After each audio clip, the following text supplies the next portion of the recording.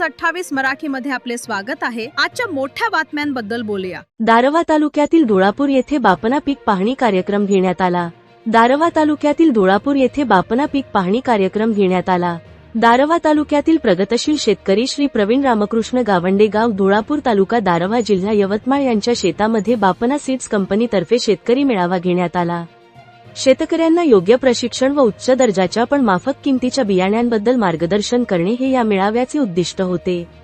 बियाणे व्यवसायातील नामांकित कंपनीत शेतकऱ्याचे हिताचे निर्णय घेणारी Bapna seeds private limited Khargone, Madhya Pradesh शेतकऱ्यांना चांगले मार्गदर्शन आणि गुणवत्ता आणि अधिक उत्पन्न देणारे बियाणे देण्याचा नेहमी बापनाचे कर्मचारी यांचा सतत प्रयत्नशील राहतात। यावेळी कंपनीचे RM श्री दिवाकर गेडाम साहेब यांनी शेतकऱ्यांना मार्गदर्शन केले आणि जवळपास 100 ते 125 शेतकऱ्यांनी या कार्यक्रमामध्ये उपस्थिती दर्शविली। या कार्यक्रमाचे आयोजन श्री संदेश तोवर साहेब SO यांनी केले।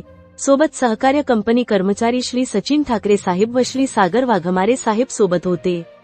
या कंपनीचे अधिकृत विक्रेते मे सुदर्शन कृषी केंद्र आणि मे सुदर्शन कृषी केंद्र यवतमाळ आहेत। इंडिया न्यूज 28 यवतमाळ जिल्हा प्रतिनिधी नितीन पवारची रिपोर्ट। आपण कोणतं वाण पाहता?